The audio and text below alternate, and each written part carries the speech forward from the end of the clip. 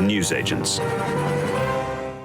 There are also many millions of people out there, not just disappointed over manifestos, but a lot of Brexit voters, millions of Brexit voters out there, genuinely disappointed. They believe that by voting for Brexit, and actually the reason we saw the turnout on the scale that we did is that we'd actually get a grip on mass migration into Britain. We'd get back proper control of our borders, and none of that's happened. In fact, the very opposite has happened. So there are feelings of disenchantment there as well. And of course, the failure of Nigel Farage's central idea, Brexit, has nothing to do with Brexit itself. It's to do with the politicians in Westminster. And so only he can be the one to come along with his contract to solve Britain of all its ills. Yeah, the irony is complete that the man who brought you Brexit, who is telling you Brexit has been a disaster, is now asking for your trust again because he thinks other politicians tell lies. Welcome to the Newsagents. It's John. It's Emily. And later in the podcast, kind of different subject, but sort of similar, we're going to be talking about what is happening with the French football team at a time when there are elections in France and some of the players' intervention in the debate over racism, extremism, and the dangers posed by Marine Le Pen's party, the National Rally. But we're going to start in Merthyr Tydfil, home to, amongst others, Keir Hardie. Very much a sort of a Labour political heartbeat. And this is where Reform chose to launch their manifesto today. And Nigel Farage, of course, centre stage, talking about the importance of gaining back trust from voters after so many broken promises. Now, I wonder if you'll remember, about a week or so ago, there was a question time audience that was asked about the Brexit benefits amongst the people in the room, who felt a Brexit benefit, and only one person put up their hand. And you might think that we are in an era where politicians would kind of accept that as a punch and say, yeah, we failed to deliver the thing that we promised to deliver. Not Farage. He's doubled down on it and said, yep, you didn't even get the Brexit you deserved because it was badly delivered. You were lied to again by all of them. Not me, them. Look, he has come into this press conference today to unveil his contract, not a manifesto, because manifesto equals lies, and he is making a solemn contract with the British people and saying things like, we're going to get NHS waiting lists down to zero. Oh, really? If it was really that easy, don't you think other politicians might have done it? Labour massively increased spending on the National Health Service, got it down to 2.5 million by the time they left office, which was a significant fall. The Tories have got it now at something like 7.5 million. Are you really just going to do that? We're going to have net migration down to zero?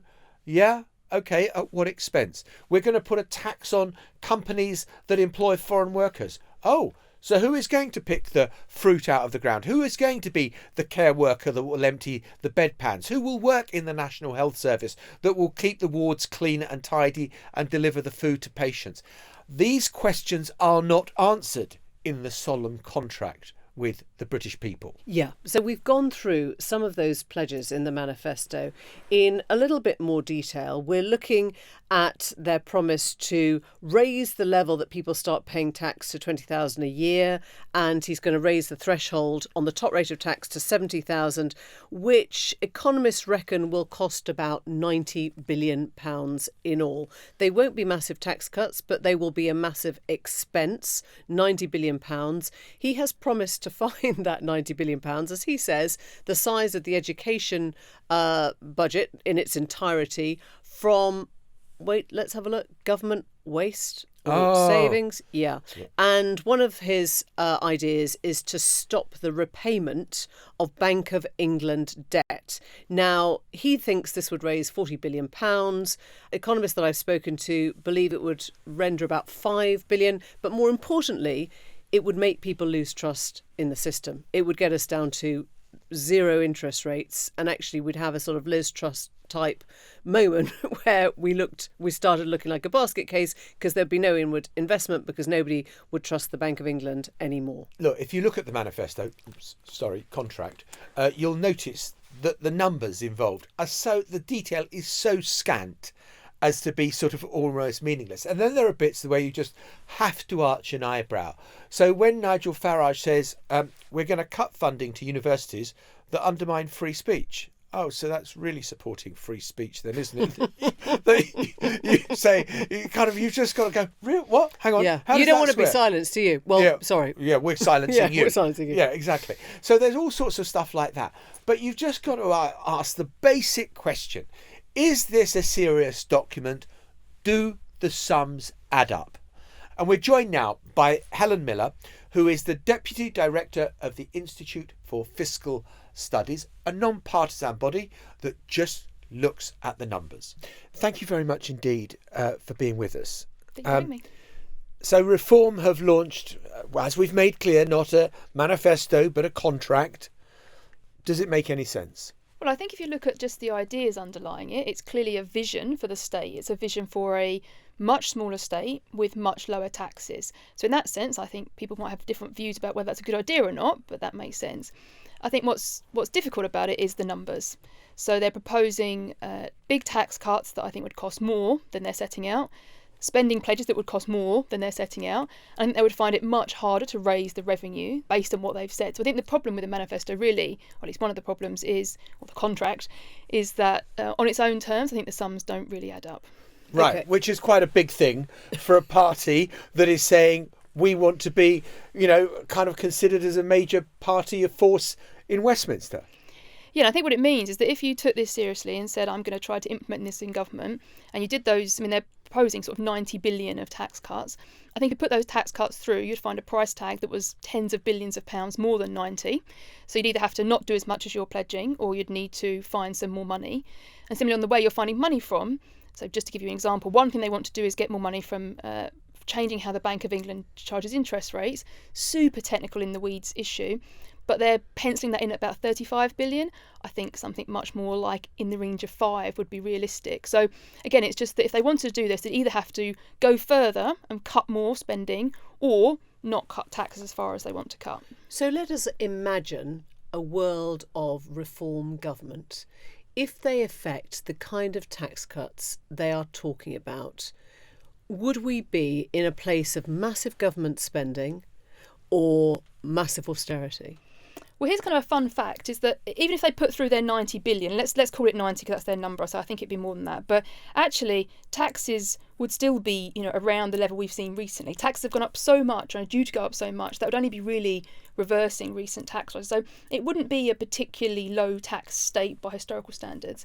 But to achieve that, given that we have high debt interest and ageing population, I think you'd need to be cutting real spending. Now, they want to find lots of money by cutting waste. I'm sure there's some waste in government. I'm sure you can get some money through that. But I think just trying to find 50 billion by just cutting waste and not affecting frontline services would be really difficult. So I think you're looking at actually cutting spending. And remind for everybody, the books already have penciled in spending cuts. So we're already assuming that they're going to go, like they'd come in, they'd put through the cuts with already kind of penciled in, and this would be on top of that. So I think you'd be seeing, if they went ahead, a smaller state. So one of the things they're talking about quite upfront is not continuing on the same model with the NHS, right? They're talking about something that feels more insurance funded. We know that Farage, doesn't have any particular affection for the NHS in its current incarnation. What would happen there then? Well, I think really the devil would be in the detail. So one of the things they've pledged is to try to get the NHS waiting list, annihilate it in a couple of years. And obviously wouldn't we all love that? But just taking that as a particular thing, they have put some money behind that. But there's a question about, even if that's enough money, and it probably isn't, is there even the capacity to deal with that many patients that quickly in 2 years? And actually, whether they're in the private sector or the public sector, you need doctors and nurses to deliver this care. So I think the one question is just, can you be as ambitious as this without putting much, much more money through to train more people? I mean, it's also worth saying that we already have a system that does rely on some private providers to provide some care. I think it's unclear to what extent this would just be a bit more of a movement in that direction or something more fundamental. But I think it's going to come back to, have we got the people to provide the care, and have you got the money behind it? Whether it's through the private sector or the NHS, someone's got to pay for that care. I think that's the tricky thing. They've also said about kind of some pretty draconian things in terms of welfare benefits, that, you know, if you're offered a job interview and if you turn it down twice, then frankly you all your benefits are cut. Now, it may be that you're not in a position to take those jobs that are offered to you. It sounds like we no longer have a welfare state. Yeah, well, I think there are lots of governments, including our own, have conditionality on when you get benefits, you have to do some looking for work, and you know. So I think that you could think of that as tightening this up as opposed to being a radical shift. But I think it is worth saying that, you know, 15 billion out of the welfare budget would be a chunky increase. It would necessarily mean that the government was supporting fewer people. You can't get rid of 15 billion pounds without supporting fewer people. We have seen big rises in disability benefits. I think any future government should sensibly look at what's happening there and why there's been this big explosion of disability benefits. But past experience suggests that getting that down actually is quite hard. So, you know, could they slash welfare benefits by 15 billion? I mean, yes, by definition, you could just decide to do less. But that is doing less. That is the government be saying we're going to support fewer people. And on immigration, which they want to make their core message, they've said it would be net zero migration and that the party would bring in a migrant tax, charging employers an increased national insurance rate of 20% for every foreign worker they bring in. This is the party that's just said how much they want to help small and medium-sized businesses. So let's just adjust that. If you're spending 20% more on every worker you bring in, what would that do to care homes? What would that do to hospitals? What would that do to any of the entertainment sectors? What would I don't know. What would that do to small business? I mean, the funny thing is we went down to Nigel Farage's campaign launch in Clacton. We spoke to umpteen people, the person who runs the pier, local farmers, the health service, the care sector. They can't run their businesses anymore. They said they'd fall apart. Yeah, I mean, I think if you are somebody who wants to get immigration down, there's an interesting question about whether you want to do it through the tax system or through banning people or some other mechanism. But clearly, it would be a significant disincentive either to come here in the first place if you're an immigrant, or if you are employing immigrants, to employ immigrants. I think you'd probably find. I think it'd be an interesting question about to what extent businesses would bear the burden, or because they have no other choice but to pay these people because they need them, or actually immigrants themselves end up getting paid less, or we start seeing things like black market act, people trying to pay for work, informally to try to get around these things. But yeah, or it's passed on, I guess, to the consumer. Or to the consumer, yeah, of course, yeah. It's either going to be to the workers themselves, where people, they get paid less money, their wages adjust down. That's going to be hard in something like social care where wages are already pretty low. It's hard to see how you cut those wages any further. Or it's the business. If the business that's paid, it could be the owner, but it's going to be consumers. So with all tax, someone's going to pay them money, right? I think no one really knows is how much it would deter people from coming here in the first place, and would it, but of course it would be a chunky tax. I'd expect it to deter some people at least. Reform want to be taken as a serious political party. Is this a serious piece of work? I mean, could you imagine Labour or the Conservatives, not in terms of the policy, but just in terms of the detail and the way the maths have been worked out, that Labour, Conservative, the Liberal Democrats could serve up something like this? So I think it is worth, as you're hinting, distinguishing between the underlying ideas for the state. And of course, we could choose as a country to have a smaller state with lower taxes. I mean, it would be different to what we've got now, but one could choose that.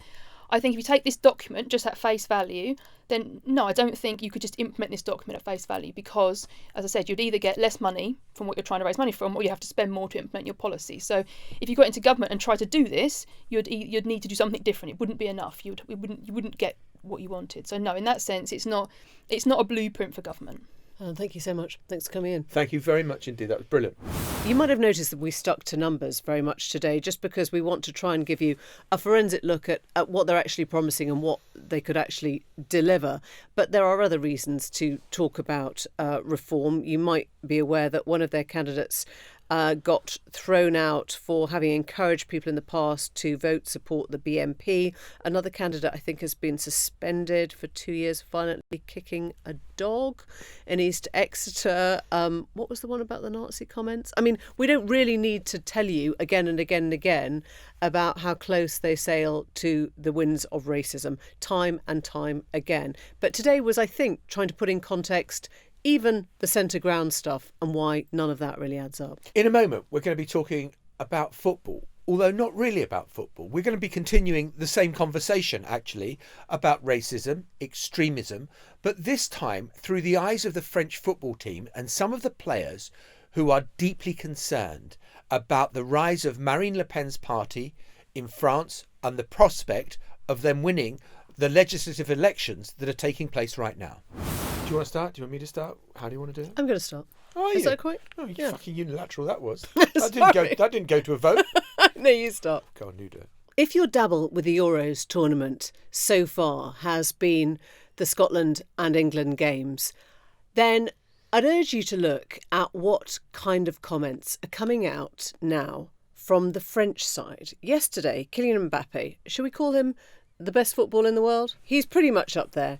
He has placed himself right at the heart of France's political crisis with a call that is to young people, to young voters, or let's say to voters all over France, to get them to say no to political extremism in the elections which are currently taking place in his own country. France is going to the polls on the 30th of June and again, second round, on the 7th of July, which sits right in the middle of the Euros tournament. And he is not alone. There are other teammates coming forward now to say, we're not just going to use our platform to play the best football we can manage, we are going to use our platform to tell people back at home not to vote for a racist parliament. On a l'opportunité de choisir le futur de notre pays. Et c'est pour ça que j'appelle à tous les jeunes d'aller voter, de vraiment prendre conscience de l'importance de la situation. J'espère que ma voix va porter un maximum parce que le pays, on a besoin de s'identifier à ce pays. On a besoin de s'identifier à nos valeurs qui sont des valeurs de mixité, de tolérance, de respect. Et ça, c'est indéniable.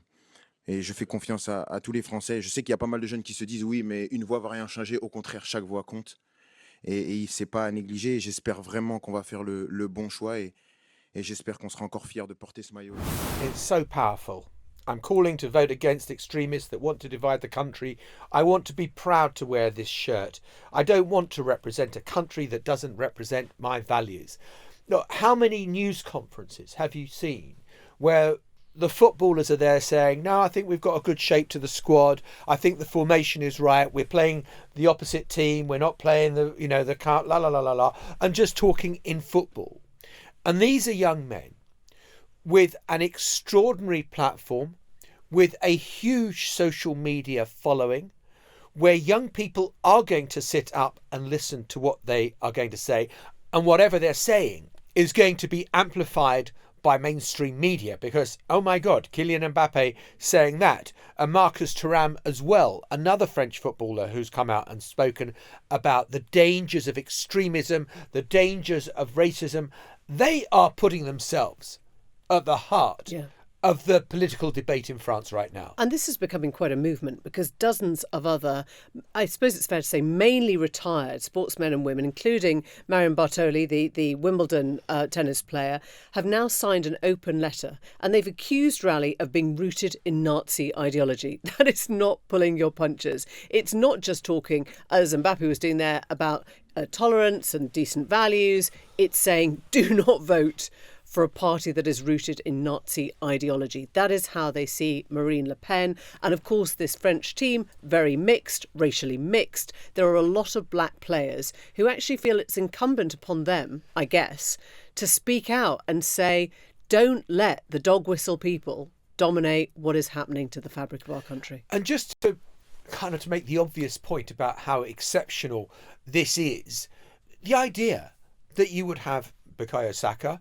or Harry Kane standing up at a news conference and saying, whatever you do, don't vote for reform because of the racist dog whistles. You cannot imagine such a thing happening. Yeah. But it has happened now in France, where the political campaign almost feels like it's being spearheaded by these young millionaire footballers. Well, joining us now is Barney Roney, and he is the chief sports writer for The Guardian. He's based in Germany, right now in Düsseldorf, for the Euros, and he's been covering not just the football, but the cultural, social and political impact of what is going on there. Yeah, it's a really interesting story for very various reasons, and it's massive in France. And it's really specific to the fact that's being driven by the RN party of Marine Le Pen, because there's history there. This happened in 1998 when the famous Rainbow team, which was the first French team to be really diverse and to represent players from France's colonies, played at France's home World Cup. And they were initially dismissed by Jean-Marie Le Pen as artificial, as kind of not real Frenchmen, which was kind of an extraordinary comment. And they won the World Cup and were seized upon as a kind of vision of what France might hope to be, at which point Le Pen then tried to claim them as his own, saying they represent conflict and we like conflict. So then we fast forward 25 years and it's happening again, except now Marine Le Pen's party are pushing to become the cohabitation government with Macron. And the French journalists asked they specifically asked Marcus Thuram about this, whose father, Lilian Thuram, was in that team in '98 and has been a spokesperson in political terms ever since. We're possibly not expecting him to speak about it, and he spoke brilliantly. He urged young people to go and vote, said this is a duty. They've attacked this team before. They don't like what we represent. And we urge everyone to go out and vote. And since then, it's moved on. Kylian Mbappé, the captain, the best player in the world, has said this is a never-before-seen event. We're a generation that can make a difference. Extremes are knocking on the door of power, and we have the opportunity to shape our country's future. And Barney, how much influence? I mean, look, we know they are hugely famous figures in football around the world. Do they get dismissed as being, oh, what do you know about politics? Or do they reach the young people? Because, of course, in France, very different from the UK, it is a younger cohort that seems to be going towards Marine Le Pen's party. Whereas here in Britain, for Nigel Farage's reform, it tends to be elderly people going for them. That's what's interesting about it, in the idea that the previous generation of this football team represented something that was going to be France's future was a bit of a stretch. But with these elections taking place now, and as you say, with the demographic of voters and the players speaking so plainly, and they are really beloved figures and they're kind of worshipped in kind of as commercial sort of items. They're everywhere.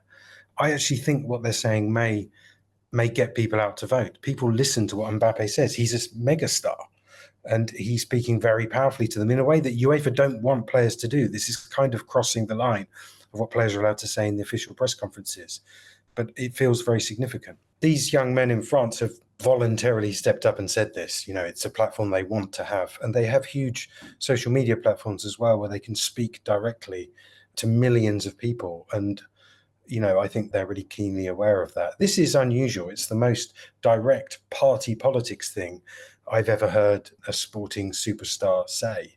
So it's really unusual. I just wonder, Barney, whether you think that this was something that their agents, who obviously play a very big role in their lives, would say, oh, for God's sake, don't go near politics. It's going to affect our sponsorship with this brand or that brand.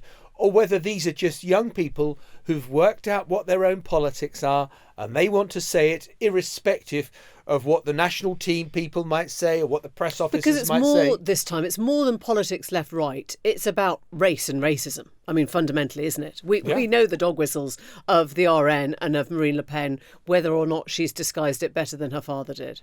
I don't know. It's easy to be cynical, but to speak out in this way is actually pretty on brand. I mean, it's not going to conflict with Nike's sponsorship. The way sports people talk about politics has been kind of co-opted by their sponsors in a way. This will be presented as Mbappé kind of speaking freely and just doing it for his sponsors. So it's not a jarring clash with what's interesting about Mbappé is he now feels free to speak because the Emir of Qatar is no longer his employer. He's been paid vast amounts of money to essentially be a spokesperson for Qatar in Paris for the last 8 years and has never had a single view on politics, really, in all that time. You raise a really good point, which is all those now playing for Saudi. If we have another Khashoggi situation, would they dare speak out against, human rights abuses in the sort of the state that is paying them extraordinary wages? I think we know the answer to that. Probably, yeah. What do you think, Barney? Well, it's an impossible situation in some ways, if you park your principles at the door. Anyway, I mean, the reason these states are employing these very voluble, visible people is in part to burnish their reputation and to engage with the world, to just piggyback on the back of that. So you're kind of lassoed and silenced with money, essentially. There has yet to be a footballer who has said, I refuse to play in this country because I discomforted by their human rights record. That has never happened. The money is just too much. The profession is too brutal. You know, they do have short careers. The interesting thing with Mbappé is he's just so incredibly wealthy that he is above politics, above worrying about brands and sponsorship. He's paid £70 million a year just for playing football. Before you add in his sponsorships. It's one of the reasons we don't see David Beckhams anymore among footballers, people seeking mainstream fame in that way, because they're just too rich and it's not worth it. The money is just too big now. So in a sense, they're completely free to say whatever they want and it won't harm them. I wish more of them would. I wish the England team would offer their opinions on things. They have such a huge platform. I just wonder, though, that's a really interesting point, because when you look back to the Beckham era, it was about fame and pop stars and Porsche cars and all the rest of it. It was about the wags. It was that whole panoply of falling out of nightclubs, living life to the full, fast cars, fast lives, and kind of maybe, you know, just a bit dim on. I listened to Jude Bellingham last night and I thought, unbelievably impressive. I heard him doing an interview in Spanish and thinking, wow, he's only been there a few months, and the confidence to do that. I just do think that there does seem to be a shift. And, you know, Emily was talking a bit before about Marcus Rashford. Well, to be honest, I'd say it's all pre-financial crash, post-financial crash. I think it changed the world. I don't know what it is, but there seems to be a different, a cultural awareness of and a political awareness of footballers today that maybe there weren't, you know, 20, 25 years ago. Yeah, these are sensible, sober young men who've been through academies and things. I mean, in part, I feel a bit sorry for that previous generation who we kind of slightly cartoonized as boozing sort of fools dancing on tables and things like that, because they were just thrown into this world with nobody to help them. Now, the young footballers are surrounded by advisors. I mean, Marcus Rashford had a lot of help with a lot of the stuff that he did, which was great. But they're not out there just dealing with the world the way a Wayne Rooney was, who was essentially just abandoned to the wolves. So that there are people around these players advising them and helping them and briefing them, which is the way it should be, because they're speaking directly to millions of people on their own channels. I mean, I was the Paris correspondent in 1999 to 2003. So I went to Paris the year after France had won the World Cup. And there was this glow that, that there was this multicultural nation and people felt at ease with that. And, you know, the Rainbow Nation, as you just said. However, in 2002, Jean-Marie Le Pen was fighting in the second round of the presidential election, having beaten the Prime Minister Lionel Jospin. So I just wonder, even if you've got Mbappé and you've got, Thuram kind of making the comments that they are, how much difference it makes. Well, I agree about the earlier. I mean, that was just a show. It's spectacle. Sport doesn't change anything. You know, politics changes things. But this time, the timing is so extraordinary. And the fact the election is literally happening around these games, the fact they may even make further gestures. There may be something at the game tonight. They're playing Austria. That may not happen. But they've been talking about some kind of politics adjacent gesture. I just think that they have. What armbands? What do you think? What are you hearing? I don't know. A T-shirt. I don't know. Yelling into a camera. A goal celebration. I just think they have such an ability to communicate now, and people are generally quite atomized, but do listen to the young people. Certainly listen to these people. I think they can actually make a difference in numbers because the election is happening now. Extraordinary thought. Barney Roney, thank you so much for joining us. And that was brilliant. Enjoy the rest of the tournament. Yeah, thanks very much. Yeah. Just before we go, a look ahead to tomorrow's episode of the Newsagents USA. We're going to have to talk again about Joe Biden's age, 81, and Donald Trump's age, 78. He turned 78 2 or 3 days ago, because they have both been on stage, Biden seeming utterly lost and had completely not found his way, and Donald Trump talking about how he aced his cognitive tests with the doctor and gets the doctor's name wrong. You just kind of think, oh my God. Let's play that clip. I think he should take a cognitive test like I did. I took a cognitive test and I aced it. Doc Ronnie Johnson, does everyone know Ronnie Johnson, congressman from Texas? He was the White House doctor, and he said I was the healthiest. He was Ronnie Jackson. And Ronnie Jackson also was a doctor who got into some trouble when he was at the White House.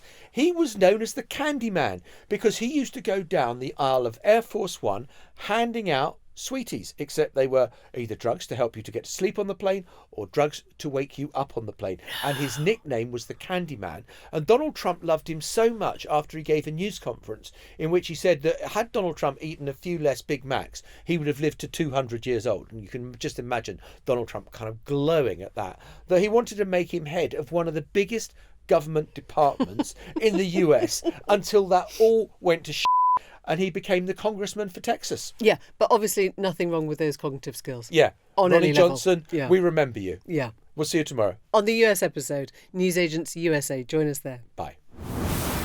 The Newsagents. This is a Global Player original podcast.